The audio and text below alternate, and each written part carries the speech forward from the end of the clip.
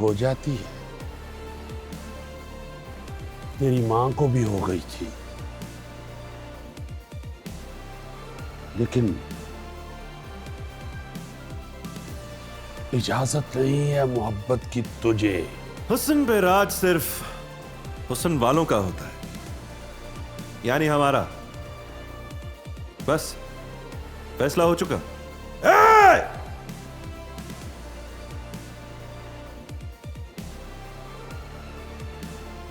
जब्बार के सारे फैसले गोली से होते हैं। सीनत, तुमसे नफरत करना चाह रहा हूं, लेकिन कर नहीं पा रहा। मोहब्बत की मंजिलों ने नफरत की यादों को मिटा दिया है।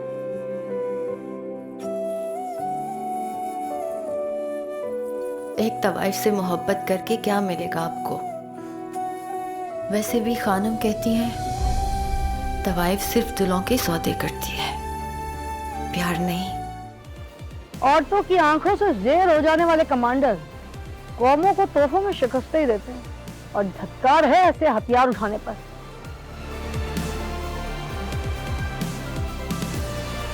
और मर्द की शोभा तो यही है ना कि जब भी हथियार उठाए जाएं तो जंग के मैदान को फतह करने के लिए उठाए जाएं। मुझे बंगाल की हसीन वादियों से मोहब्बत है। अल्लाह करे आपको किसी सिंधी या पंजाबी से इश्क हो जाए। फिर देखूंगी आप अमर सुनार बंगला गाएंगी या पाक सर जमीन गाएंगी। हो सकता है मोहब्बत हो गई हो मुझे किसी इधर वाले से। किससे? ये मुक्ति शुक्ति का चांदनी बेगम और खानम जान से क्या ताल्लुक? चांदनी बेगम तो एक बेजरर और मोहब्बत करने वाली खातून थी। अल्लाह करवट करवट उन्हें जन्नत नसीब करे। दुआ कर लीजिए। लानत भेजता हूं मैं तुम पे और तुम्हारी याददाश्त पे। अव्वल दर्जे के फरेबी और झूठा इंसान हो तुम।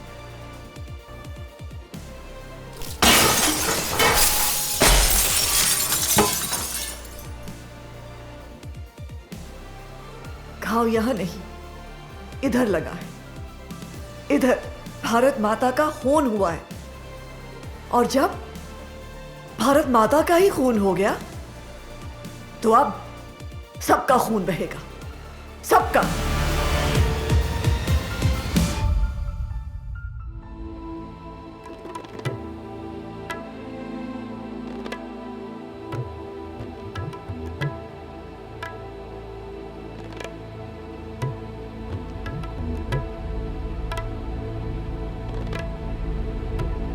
वादा करो तुम आइंदा इस बाजार की महफिल नहीं बनोगी। तुम किसी और के सामने रक्स करो, मैं ये नहीं देख सकता। वो वादा नहीं कर सकती जो हमारे इख्तियार में ही नहीं।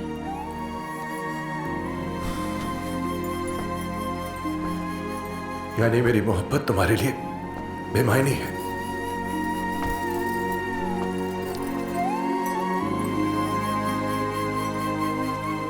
अब ये कनीज आपकी मोहब्बत और रुतबे के लायक ही नहीं।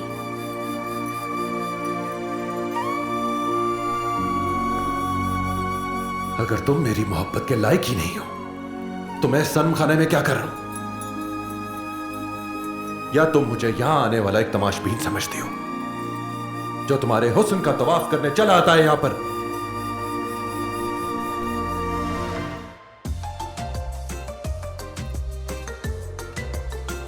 हेलो हेलो अदनान, मैं गुलफाम बात कर रहा हूँ। तेरी आवाज को क्या हो गया? ढाका में बहुत सर्दी है क्या? जिंदगी जिल्लत की तरह गुजार रहा हूँ मैं। जाने किस जुर्म की पाई है सजा याद नहीं। अरे यार गुलफाम, दिल छोटा ना कर, हौसला रख। लाहौर में बड़े रोलों में फंसा हुआ हूँ, अजीबो गरीब सूरत हाल है। जल्दी मुलाकात होती है तेरी मेरी। जरूर तेरे यार निजामुद्दीन ने कोई नया गुल खिलाया होगा। यार अब की बार निजामुद्दीन को सच्चा प्यार हो गया, पर मसला बड़ा गंभीर है। ये कौन सी नई बात है? तुम्हारे दोस्त निजामुद्दीन का दिल हर रोज नई लड़की पर फिसल जाता है और कुछ अरसे के लिए जमाओ मकान ठहर से जाते हैं। एक हैजानी सी कैफियत तारी हो जाती है और कुछ रोज बाद जब ये वहशत का आलम खत्म होता है तो तुम्हारे यार के दिलो दिमाग से इश्क का भूत भी उतर जाता है। नहीं नहीं, इस मर्तबा उसने रोग पाल लिया है, वो सच्चा प्यार कर बैठा है जीनत से। तो इसमें मसला क्या है? दोनों की शादी करवा दो और वापस ढाका आ जाओ। मसला ये है कि जीनत का बैकग्राउंड चौधरी हाशिम के शायाना शान नहीं है और निजाम के घर वाले इस शादी को हरगिज नहीं मानेंगे। यार लड़की तो शरीफ लगती है, क्या गरीब लोग हैं? वो नहीं नहीं, गरीब नहीं, बड़े ही अजीबो गरीब लोग हैं। वो लड़की और उसकी माँ का ताल्लुक लाहौर के बाजारे हुस्न से है। अच्छा, बाजारे हुस्न से है क्या? जीनत का ताल्लुक लाहौर के बाजारे हुस्न से है? अरे हाँ हाँ, यही तो मसला है यार। यार इसमें क्या मसला है? इश्क ना पूछे जात ना गली मोहल्ला। वैसे भी तेरा यार एक नंबर का लोफर है, इससे अच्छा रिश्ता नहीं उसे मिल सकता है। किरदार की बुलंदी का ताल्लुक ऊंचे खानदान से नहीं, आला इखलाक और तहजीब से है। हमने बड़े बड़े खानदानों में निजामुद्दीन जैसे हुस्न परस्त और दिल फेंक लोग देखे हैं और हो सकता है कि लाहौर के बाजारे हुस्न में जीनत जैसी शरीफ लड़कियां भी हों जिनको हालात ने यहाँ तक पहुँचा दिया हो।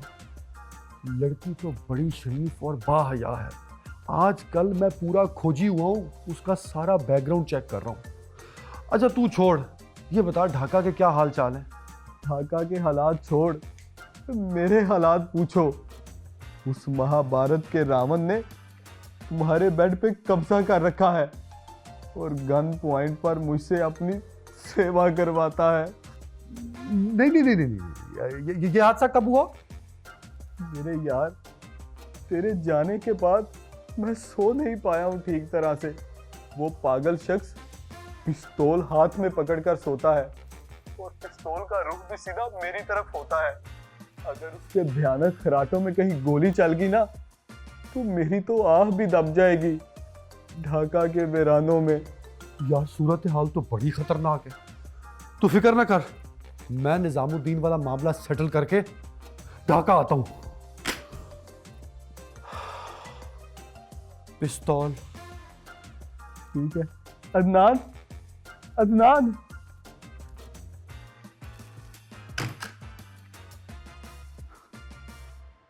मेरी ना माँ है और ना मेरा बाप, ऊपर से सारा जी भी मेरे नहीं है। मेरे तो जनाजे को कंधा देने के लिए भी ढाका में कोई नहीं है।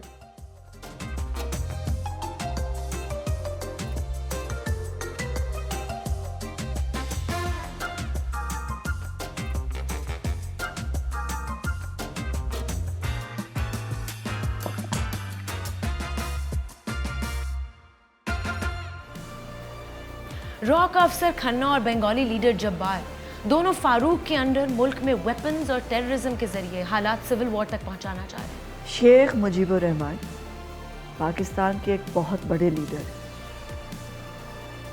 वो इलेक्शन जीत कर आए, इसलिए उन्हें पाकिस्तान का प्राइम मिनिस्टर बनना चाहिए। कश्मीर में हिंदुस्तानी फौज की मौजूदगी, आम कश्मीरियों का कत्लेआम, यूएन की करारदाद के तहत वहाँ रेफरेंडम कब होगा? कश्मीर हमारा अटूट अंग है। Kashmir is integral part of India और कश्मीर के स्टेटस पर किसी भी सवाल का जवाब देना इज बिलो माय डिग्निटी। तुम्हें मैंने पहले भी बताया था कि जीनत की मां चांदनी जो बंगाल से थी, उसे लाहौर के एक रईस से इश्क हो गया और खानम को शक हो गया।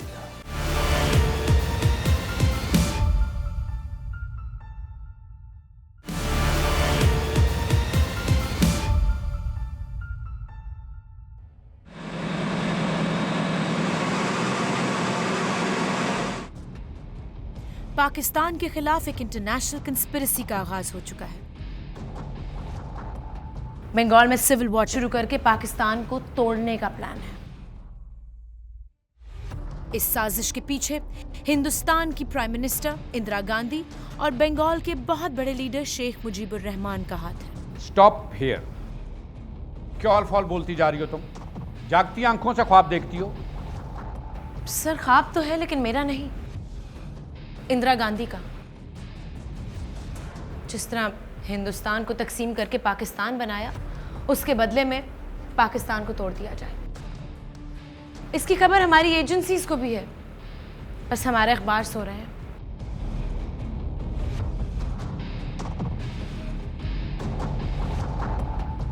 इंदिरा गांधी और शेख मुजीबुर रहमान की खुफिया मुलाकातें चल रही हैं। रॉ के जरिए बंगाली नौजवानों को ट्रेनिंग दी जा रही है। इस टेररिस्ट ग्रुप को मुक्ति बानी का नाम दिया गया है। इसकी कमांड के नीचे फारूक जैसे लोग पूरी नेटवर्क को चला रहे हैं। रॉ का अफसर खन्ना और बंगाली लीडर जब्बार दोनों फारूक के अंडर मुल्क में वेपन्स और टेररिज्म के जरिए हालात सिविल वॉर तक पहुंचाना चाह रहे हैं, ताकि इंडिया को पाकिस्तान पर हमला करने का जवाब मिल जाए। I don't believe your story, okay? और अगर ये सब सच भी है तो हमारे लिए ये पॉसिबल नहीं होगा। Why don't you understand कि हम ढाका में बैठ के शेख मुजीब के खिलाफ इतनी बड़ी स्टोरी छाप दें? सर, चाहे मुल्क टूट जाए, हम फिर भी तमाशाई बने रहे। I am sorry.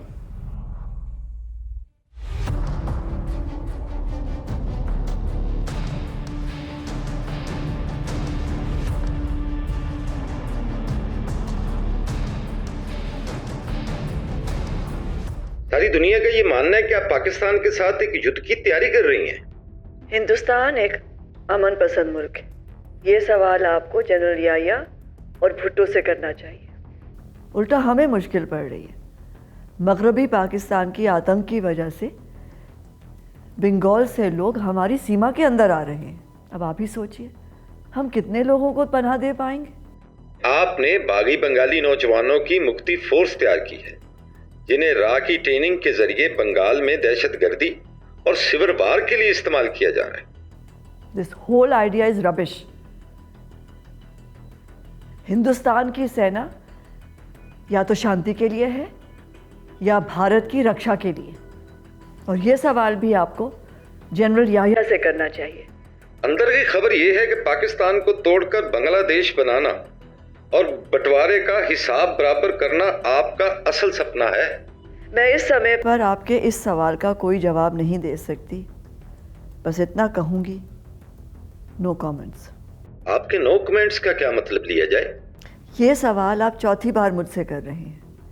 छठी बार भी यही सवाल करेंगे तो मेरा यही जवाब होगा, नो कमेंट्स। मैं बस इतना कहूंगी कि दोनों देशों के सीमाओं पर बेहद टेंशन है, और बस। सुना है आपको सोवियत यूनियन के वीटो की मदद हासिल होगी अगर आप पाकिस्तान के खिलाफ किसी युद्ध का आगाज करेंगी। हमारे दोनों देशों के दरमियान एक बहुत पुराना संबंध है। सोवियत यूनियन हिंदुस्तान का दोस्त है और हमारी दोस्ती बहुत पुरानी है।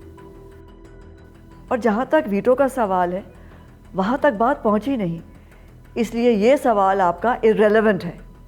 शेख मुजीब के बारे में आपकी क्या राय है? सुना है राह और हिंदुस्तान उनको सपोर्ट कर रहे हैं। शेख मुजीबुर रहमान पाकिस्तान के एक बहुत बड़े लीडर हैं। वो इलेक्शन जीत कर आए हैं, इसलिए उन्हें पाकिस्तान का प्राइम मिनिस्टर बनना चाहिए। कश्मीर में हिंदुस्तानी फौज की मौजूदगी, आम कश्मीरियों का कत्लेआम, यूएन की करारदाद के तहत वहां रेफरेंडम कब होगा? कश्मीर हमारा अटूट अंग है। Kashmir is integral part of India, और कश्मीर के स्टेटस पर किसी भी सवाल का जवाब देना इज बिलो माई डिग्निटी।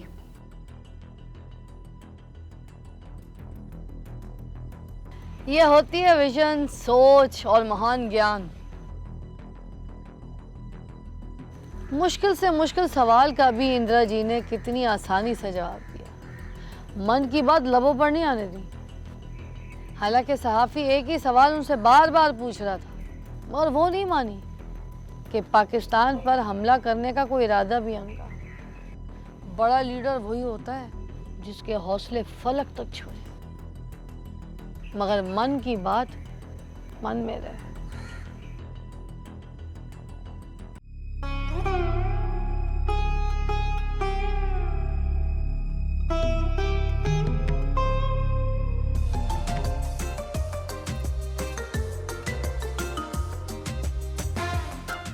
वाह, खैर है, खुशी के मौके पर मायूसी की तस्वीर बने बैठे हो भाई। अभी कुछ दिनों में तुम्हारे दोस्त की शादी हो जाएगी, जीनत तुम्हारी भाभी बन जाएगी और कुछ अर्से में फिर तुम चाचा बन जाओगे। अब तो खुश हो जाओ। निजामुद्दीन के अब्बा को पता लग गया ना कि उनका चश्मचुराग इतने बड़े घराने में शादी करने वाला, तो सबसे पहले तो वो मेरा कत्ल करेंगे, फिर उसके बाद तुम्हारा कत्ल करेंगे, क्योंकि तुम वो मरदूद कैरेक्टर हो जिसने हमें यहाँ बुलाया, बाकायदा दावत दी, और अब वो जीनत से शादी के चक्कर में फिर रहा। हाँ, तुम लोग तो रोटी को चोची कहते हो, दूध पीते बच्चे हो, तुम्हें क्या पता क्या सही है और क्या गलत है। तुम तो बहुत नेक लोग हो, कभी किसी लड़की को आंख भर के नहीं देखा। हमने तो ढाके से तुम्हें दरसो तदरीस के लिए यहां बुलवाया था कि आओ हमारे अफसराओं से निकाह की प्लानिंग करो। काश तेरी जुबान ना होती तो गूंगा ही कबूल था हमें, तो कम से कम तेरी ये बकवास ना सुननी पड़ती हमें। नहीं, बकवास तो हमारी सुननी पड़ेगी, क्योंकि अब ये ससुराल है आप लोगों का। और चौधरी हाशिम से कहें कि अब उसके बेटे का यहाँ घर बसने वाला है। वैसे भी जीनत कोई आम लड़की नहीं, उसका बाप शहर का सबसे बड़ा रईस था और चौधरी हाशिम से ज्यादा ही खानदानी होगा। जीनत के बाप को जानते हो? बचपन से खानम के पास पला हूं, और जीनत को इन हाथों में खिलाया है। तुम्हें मैंने पहले भी बताया था कि जीनत की मां चांदनी जो बंगाल से थी, उसे लाहौर के एक रईस से इश्क हो गया और खानम को शक हो गया। ये मर्द भी निरा खर्चा ही होते हैं। मर्द सिर्फ ग्राहक बन के आए तो अच्छा लगता है। कोठे के दो उसूल होते हैं मेरी जान, चांद बस कर।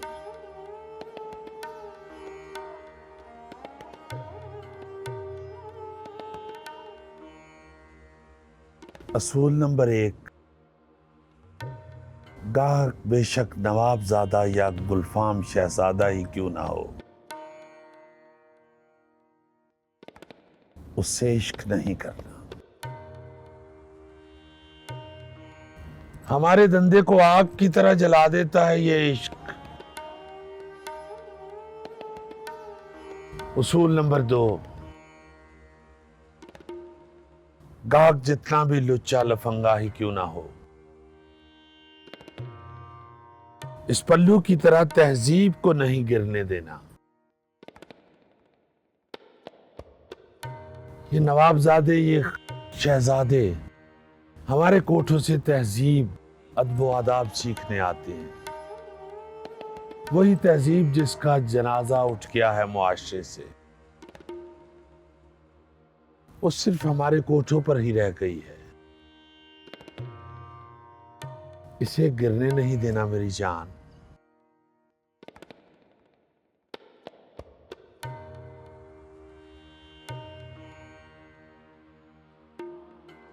जान के अमान पाऊं तो कुछ अर्ज करूं। हाँ कहो मेरी जान, तुम्हारे लिए तो जान भी हाजिर है।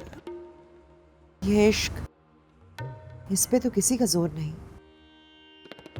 हाँ सही कहा तूने, इश्क पर तो किसी का जोर नहीं।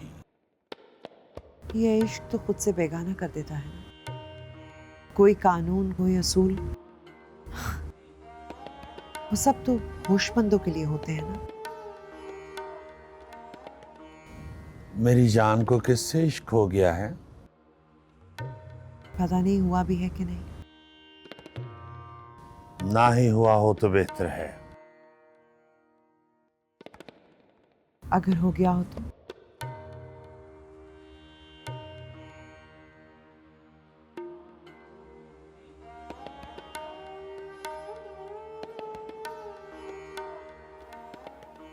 मेरी तरबियत में क्या कमी रह गई थी जो तूने ये इश्क वाला गुल खिलाया? सुन, जरा गौर से सुन। ये जो नौउम्री के छोकरे नवाबजादे हैं ना, ये बाप के पैसे पे आते हैं इधर कोठे पे अय्याशी करने के लिए, ना अपने कदमों पे आते हैं और ना अपने कदमों पे वापस जाते हैं। इन हरामजादों से इश्क किया तूने। अगर कोई दिल में है तो उसे निकाल दे, वरना इस दिल को चीर दे।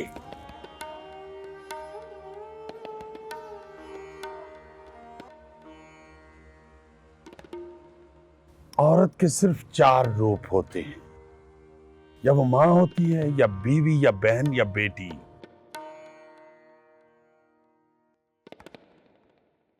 जब उसके पांव घुंघरू की झनकार में रक्स करते हैं तो वो तवाइफ हो जाती है, और तवाइफ की वफा उसके घुंघरू और उसका इश्क कोठे की 4 दीवारी में रात के अंधेरों में परवान चढ़ता है, और सूरज की पहली किरण के साथ ही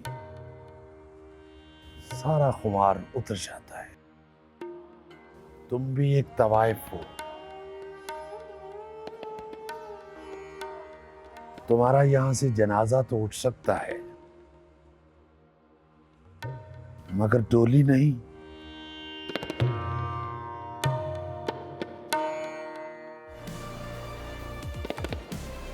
अगर वो तुझसे प्यार करता है, इश्क करता है, तो वो इज्जत से तुझे यहां से ले जाए और अपने घर बसा ले, मुझे कोई इतराज नहीं होगा। तो फिर क्या जीनत का बाप उसकी मां चांदनी को अपने घर ले गया? रात हो गई है, और जब कोठे पे रात उतरती है ना, तो हमारे धंधे का सूरज निकलता है।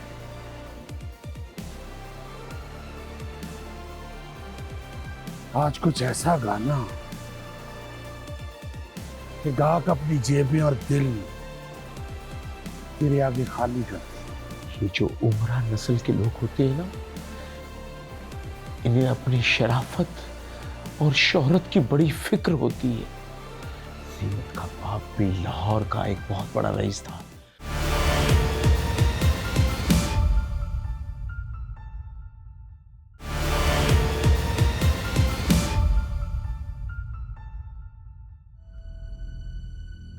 तो खानम को शक हो गया कि चांदनी को जीनत के बाप से प्यार हो गया।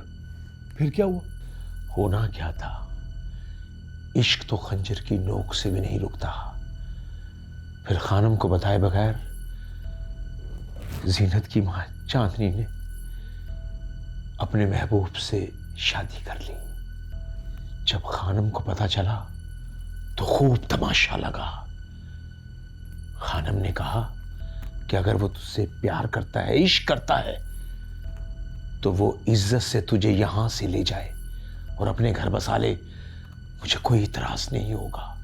तो फिर क्या जीनत का बाप उसकी मां चांदनी को अपने घर ले गया? पागल है तू भी। अगर जीनत का बाप जीनत की मां को अपने घर ले जाता तो जीनत आज बाजार में होती।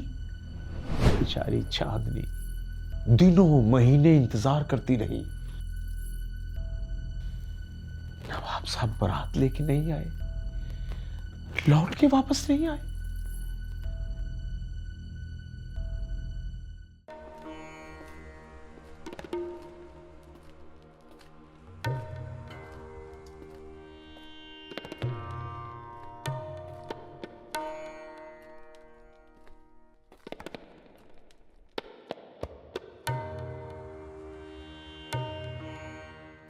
रानी जी, तुम्हारा राजा नहीं आया।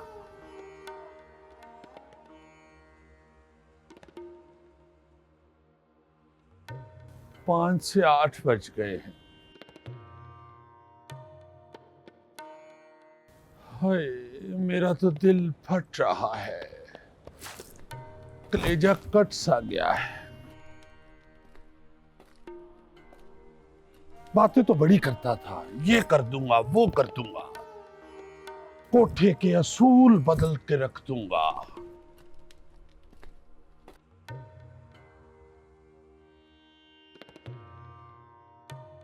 चांदनी, तुम्हारे पांव के घुंघरू खोल दूंगा,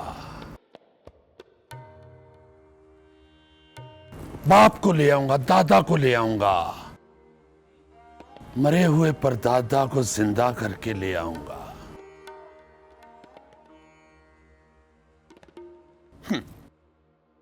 कोठा ना हुआ, उसके बाप की जागीर हो गई। लफंगा साला।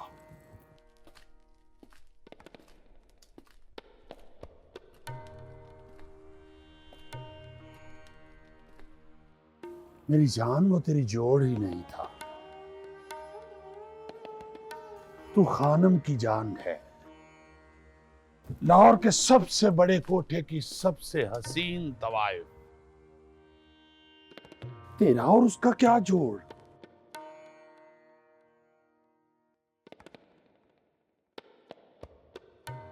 चल मूड ठीक कर, रात हो गई है, और जब कोठे पे रात उतरती है ना, तो हमारे धंधे का सूरज निकलता है।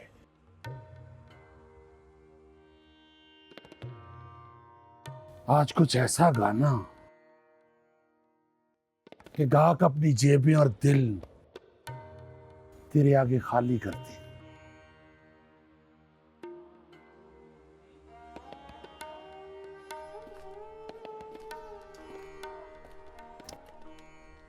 चल ना, मूड ठीक कर। चल मेरी जान, उठ जा। चांदनी इंतजार करती रही, फिर आखिर जीनत पैदा हो गई, और उसके चंद माह के बाद चांदनी भी दुनिया से चली गई। तूने ये सब कुछ अपनी आंखों से देखा है, अब जरा ये याददाश्त की फिल्म को हिला जुला के बता कि जीनत का बाप कौन है। ये जो उमरा नस्ल के लोग होते हैं ना, इन्हें अपनी शराफत और शोहरत की बड़ी फिक्र होती है। जीनत का बाप भी लाहौर का एक बहुत बड़ा रईस था, जो चांदनी को चोरी चोरी तखलिये में मिलता था। मगर मैं ये तो नहीं जानता कि वो कौन था। मगर वो जो भी था, तेरे जैसे छछोरों को जेब में डाल के फिरता होगा। मजीद मालूमात चाहिए तो खानम से राब्ता करो। मैं क्यों खानम से राब्ता करूं? लेकिन अगर मैं जीनत के बाप का पता चला लूं तो सिचुएशन विन विन हो जाएगी। मैं गुलफाम से बात करता हूं। हुए तुम अजनबी इतनी मदारातों के बाद, हुए तुम अजनबी इतनी मदारातों के बाद, फिर जुड़ेंगे दिल से दिल, फिर जुड़ेंगे दिल से दिल, कितनी मुलाकातों के बाद, हुए तुम अजनबी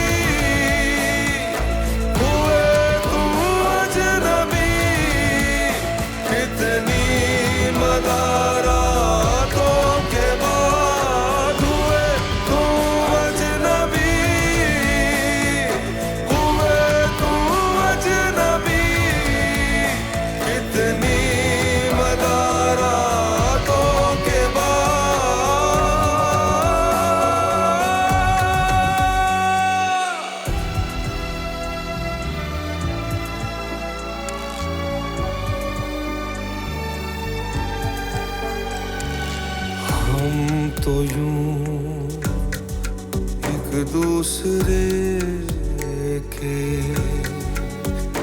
आंसुओं से घुल गए। हम तो यूं एक दूसरे के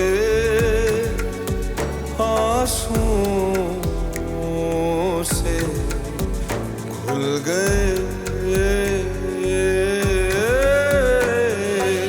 जिस तरह कच्चे मकान, जिस तरह कच्चे मकान होते हैं बरसातों के बाद, हुए तुम अजनबी, हुए तुम अजनबी। कितनी मदारातों के बाद हुए तुम अजनबी, हुए तुम अजनबी। कितनी मदारातों के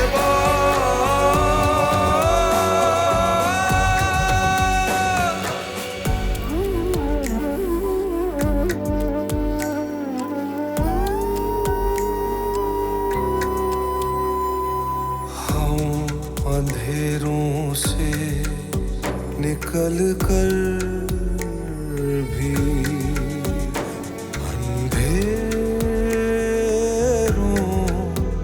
में रहे। हम अंधेरों से निकल कर भी अंधेरों में रहे। थी बहुत बेनूर सुबहें, थी बहुत बेनूर सुबहें, चांदनी रातों के बाद हुए तुम अजनबी, हुए तुम अजनबी।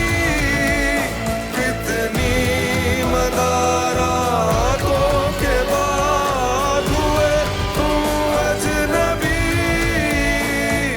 हुए तुम अजनबी।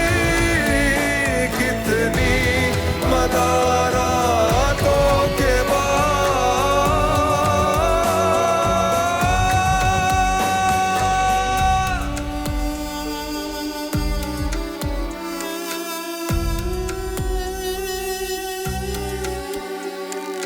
जम गए हैं अब तो आँखों में धब्बे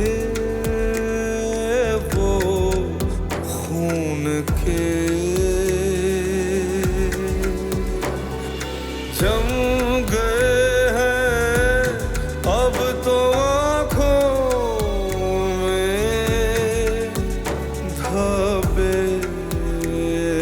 वो खून के। हम समझते थे, हम समझते थे कि धुल जाए